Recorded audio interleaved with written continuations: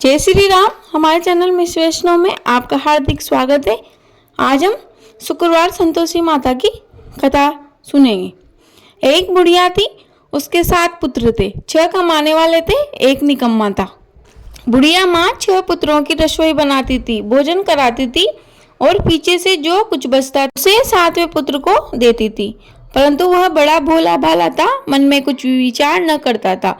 एक दिन अपनी बहू से बोला, देखो मेरी माँ का मुझ पर कितना प्यार है। वह बोली, क्यों नहीं, सबका जूठा बचा हुआ तुमको खिलाती है। वह बोला, भला ऐसा भी कहीं हो सकता है क्या? मैं जब तक अपनी आंखों से न देखूं मान नहीं सकता। बहू ने हंसकर कहा, तुम देख लोगे तो तब तो मानोगे ना। कुछ दिनों बाद बड़ा त्योहार आया। घर में 7 प्रकार के भोजन और चूरमा के लड्डू बने। वह जांचने को सिर दर्द का बहाना कर पतला कपड़ा सिर पर ओढ़कर रसोई घर में सो गया और कपड़े में से सब देखता रहा। 6 भाई भोजन करने आए। उसने देखा माँ ने उनके लिए सुंदर सुंदर आसन बिछाए हैं, 7 प्रकार की रसोई परोसी है। वह आग्रह कर करके उनको खाना खिलाती है। वह देखता रहा। 6 भाई भोजन कर उठे, तब माता ने उनकी जूठी थालियों में से लड्डुओं के टुकड़ों को उठाया और एक लड्डू बनाया। जूठन साफ कर बुढ़िया माँ ने पुकारा, बेटा उठ जाओ, 6 भाई भोजन कर गए हैं, अब तू ही बाकी है, उठना, कब खाएगा? वह कहने लगा, माँ मुझे भोजन नहीं करना है, मैं परदेश जा रहा हूँ। माँ ने कहा, कल जाता हो, जा आज ही चला जा। वह बोला, हाँ हाँ आज ही जा रहा हूँ। यह कहकर वह घर से निकल गया। चलते समय बहू की याद आई। वह गौशाला में कपड़े थाप रही थी। वहीं जाकर बोला, हम जावे परदेश को, आवेंगे कुछ काल, तुम रहियो संतोष से, धर्म अपनो पाल।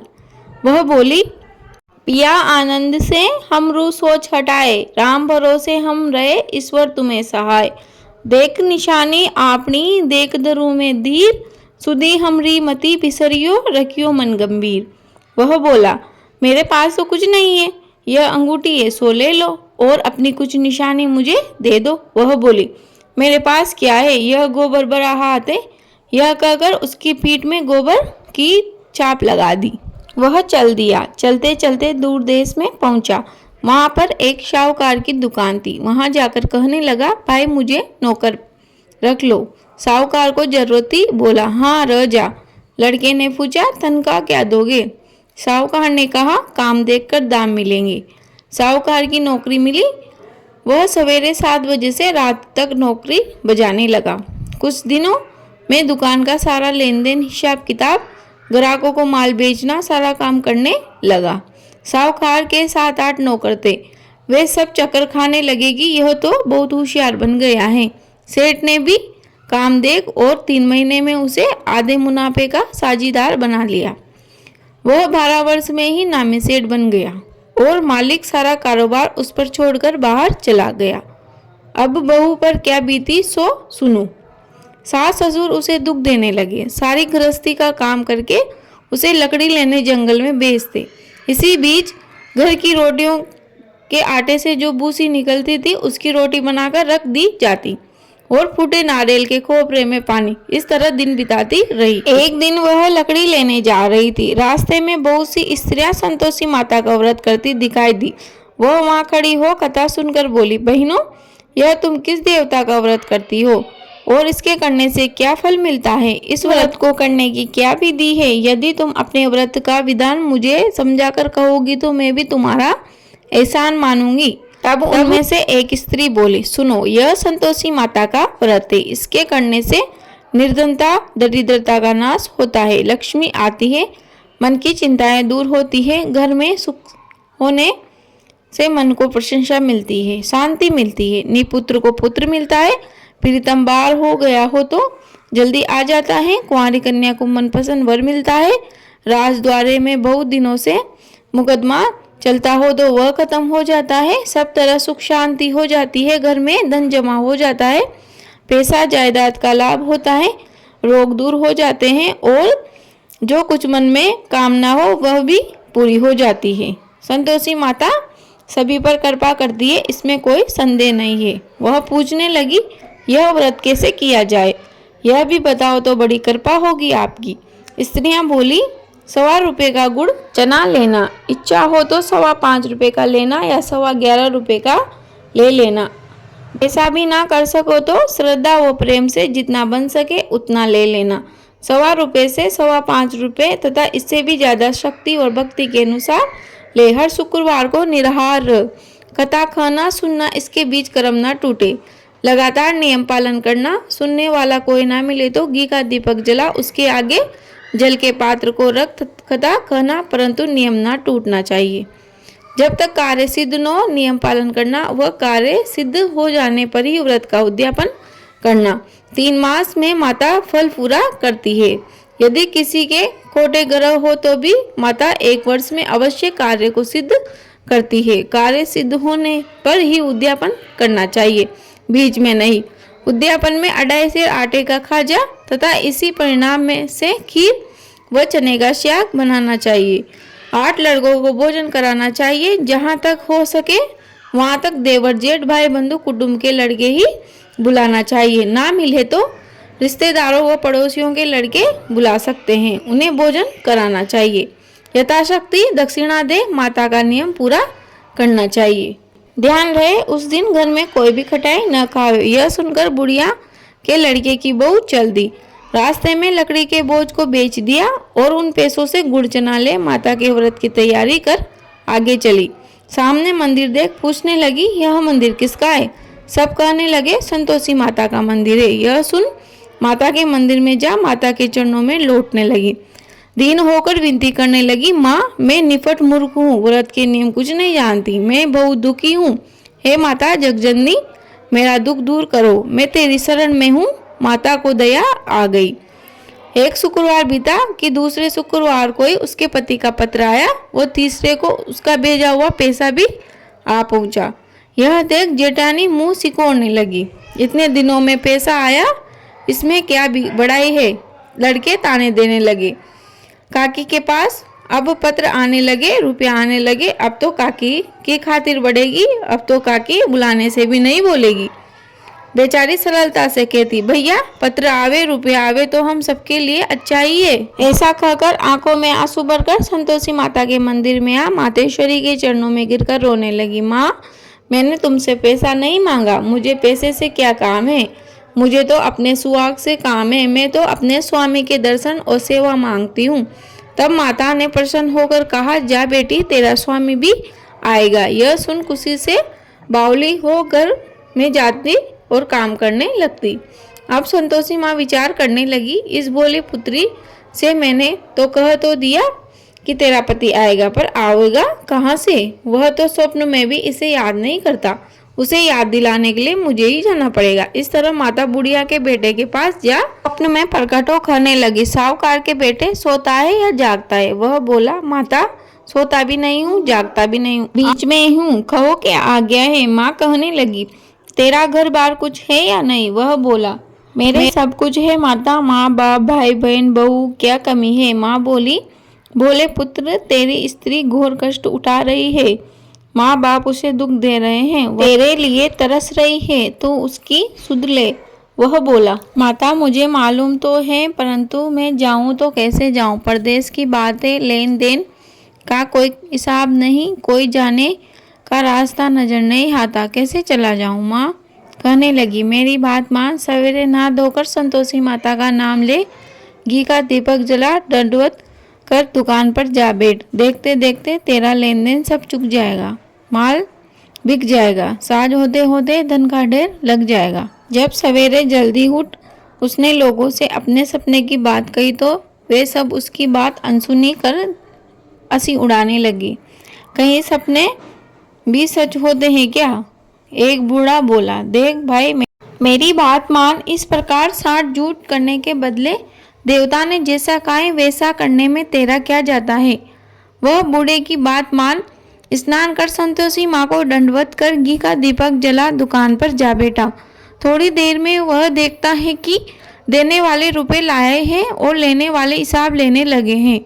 कोटे से भरे सामानों के खरीदार नगद दाम में सौदा करने लगे। शाम तक धन का ढेर लग गया। माता का चमत्कार देख प्रसन्न हो मन में माता का नाम ले घर से जाने के वास्ते गहना कपड़ा खरीदने लगा और वहाँ के काम से निपटकर घर को रवाना हुआ। वहाँ बहू बेचारी जंगल में लकड़ी लेने जाती, लौटते समय माँ के मंदिर पर विश्राम करती। वह तो उसका रोजाना रुकने का स्थान था। दूर से धूल उड़ती देख वह माता से पूछती है, हे माता, यह धूल कैसी उड़ रही है? माँ कहती है, ए पुत्री, तेरा पति आ रहा है। अब तू ऐसा कर, लकड़ियों के 3 बोझ बना ले, एक नदी किनारे रख, दूसरा मेरे मंदिर पर और तीसरा अपने सिर पर रख। तेरे पति को लकड़ी का गट्टा देखकर मोह पैदा होगा। वह वहाँ रुकेगा, नाश्ता पानी बना खाकर माँ से मिलने जाएगा। तब तू लकड़ियों का बोझ उठाकर घर जाना और बीच चौक में गट्टा डालकर 3 आवाजें जोर से लगाना, लो सासू जी, लकड़ियों का गट्टा लो, भूसी की रोटी दो व नारियल के खोपरे में पानी दो। आज कौन मेहमान आया है? माँ की बात सुन बहू बहुत अच्छा माता कहकर प्रसन्न हो लकड़ियों के 3 गट्टे ले आए। एक नदी तट पर, दूसरा माता के मंदिर पर रखा। इतने में एक मुसाफिर वहां आ पहुंचा। सूखी लकड़ी देख उसकी इच्छा हुई कि अब यहीं विश्राम करें और भोजन बना खाकर गांव जाए। इस प्रकार भोजन बना विश्राम कर वह गांव को गया। सबसे प्रेम से मिला। उसी समय बहू सिर पर लकड़ी का गट्टा लिए आती है। लकड़ी का भारी बोझ आंगन में डाल जोर से 3 आवाज देती है, लो सासू जी, लकड़ी का गट्टा लो, भूसी की रोटी दो, नारियल के खोपरे में पानी दो। आज मेहमान कौन आया है? यह सुनकर सास बाहर आ अपने दिए हुए कष्टों को भुलाते हुए कहती है, बहू ऐसा क्यों करती है? तेरा मालिक ही तो आया है। आ बैठ, मीठा भात खा, भोजन कर, कपड़े गहने पहन। इतने में आवाज सुन उसका स्वामी बाहर आता है और अंगूठी देख व्याकुल हो माँ से पूछता है, माँ यह कौन है? माँ कहती है, बेटा यह तेरी बहू है। आज 12 वर्ष हो गए तू जब से गया है, तब से सारे गांव में जानवर की तरह भटकती फिरती है। काम काज घर का कुछ नहीं करती, 4 समय आकर खाना खा जाती है। तुझे देखकर भूसी की रोटी और नारियल के खोपरे में पानी मांगती है। वह लज्जित हो बोला, ठीक है माँ, मैंने इसे भी देखा है और तुम्हें भी देखा है। अब मुझे दूसरे घर की चाबी दे दो, मैं उसमें रहूंगा। तब माँ बोली, ठीक है बेटा, तेरी जैसी मर्जी, कहकर चाबी का गुच्छा पटक दिया। उसने चाबी ली, दूसरे कमरे में जो तीसरी मंजिल पे था खोलकर सारा सामान जमाया। एक दिन में ही वहाँ राजा के महल जैसा ठाट बाट बन गया। अब क्या था, वे दोनों सुखपूर्वक रहने लगे। इतने में अगला शुक्रवार आया। बहू ने अपने पति से कहा, मुझे माता का उद्यापन करना है। पति बोला, बहुत अच्छा, खुशी से करो। वह तुरंत ही उद्यापन की तैयारी करने लगी। जेठ के लड़कों को भोजन के लिए कहने गई। उसने मंजूर किया, परंतु पीछे जेठानी अपने बच्चों को सिखलाती है कि देखो रे, भोजन के समय सब लोग खटाई मांगना, जिससे उसका उद्यापन पूरा ना हो। लड़के जीमने आए, खीर पेट भर खाई, परंतु याद आते ही कहने लगे, हमें कुछ खटाई दो, खीर खाना हमें नहीं भाता, देखकर अरुचि होती है। बहू कहने लगी, खटाई किसी को नहीं दी जाएगी, यह तो संतोषी माता का प्रसाद है। लड़के तुरंत उठ खड़े हुए, बोले, पैसा लाओ। बोली बहू कुछ नहीं जानती थी, सो उन्हें पैसे दे दिए। लड़के उसी समय जा उन पैसों से इमली लेकर खाने लगे। यह देखकर बहू पर माताजी का कोप हुआ। राजा के दूत उसके पति को पकड़कर ले गए। जेठ जेठानी मनमाने खोटे वचन कहने लगे। लूट लूट कर धन इकट्ठा कर लाया था, जो राजा के दूत पकड़कर ले गए। अब सब मालूम पड़ जाएगा जब जेल की हवा खाएगा। बहू से ऐसे वचन सहन नहीं हुए। रोती रोती माता के मंदिर में गई। हे माता, तुमने यह क्या किया? हंसाकर अब क्यों रुलाने लगी? माता बोली, पुत्री, तूने उद्यापन करके मेरा व्रत भंग किया है। इतनी जल्दी सब बातें भूल गई। वह कहने लगी, माता, भूली तो नहीं हूँ, न कुछ अपराध किया है। मुझे तो लड़कों ने भूल में डाल दिया। मैंने भूल से उन्हें पैसे दिए, मुझे क्षमा कर दो माँ। माँ बोली, ऐसी भी कोई भूल होती है क्या? वह बोली, माँ मुझे माफ कर दो, मैं फिर तुम्हारा उद्यापन करूंगी। माँ बोली, अब तू भूल मत करना। वह बोली, अब न होगी माँ, अब बतलाओ वह कैसे आवेंगे? माँ बोली, जा पुत्री, तेरा पति तुझे रास्ते में ही आता मिलेगा। घर की तरफ चली। रास्ते में पति आता मिला। उसने पूछा, तुम कहाँ गए थे? तब वह कहने लगा, इतना धन कमाया है, उसका टैक्स राजा ने मांगा था, वह भरने गया था। वह प्रसन्न हो बोली, भला हुआ, अब घर चलो। कुछ दिन बाद फिर शुक्रवार आया। वह बोली, मुझे माता का उद्यापन करना है। पति ने कहा, करो। वह फिर जेठ के लड़कों को भोजन के लिए कहने गई। जेठानी ने तो एक दो बातें सुनाई और लड़कों को सिखा दिया कि तुम पहले ही खटाई मांगना। लड़के कहने लगे, हमें खीर नहीं भाता, जी घबराता है, कुछ खटाई खाने को दो। वह बोली, खटाई खाने को नहीं मिलेगी, आना हो तो आओ, नहीं तो मत आओ। वह ब्राह्मणों के लड़कों को बुला लाए और उन्हें भोजन कराने लगी। यथाशक्ति दक्षिणा की जगह एक एक फल उन्हें दिया। इससे संतोषी माता प्रसन्न हुई। माता की कृपा होते ही 9वें मास में उसको चंद्रमा के समान पुत्र प्राप्त हुआ। पुत्र को लेकर प्रतिदिन माता के मंदिर में जाने लगी। माँ ने सोचा कि यह रोज आती है, क्यों न आज मैं इसके घर जाऊं, इसका आश्रा देखूं तो सही। यह विचार कर माता ने भयानक रूप बनाया। गुड़ व चने से सना हुआ मुख, ऊपर सूंड के समान होठ, उस पर मक्खियां भिन भिना रही थी। दहलीज में पांव रखते ही उसकी सास चिल्लाई, देखो रे, कोई चुड़ैल डागिन चली आ रही है, लड़कों इसे भगाओ नहीं तो किसी को खा जाएगी। लड़के डरने लगे और चिल्लाकर खिड़की बंद करने लगे। बहू रोशनदान में से देख रही थी। प्रसन्नता से पगली होकर चिल्लाई, आज मेरी माताजी मेरे घर आई है, आज मेरी माताजी मेरे घर आई है।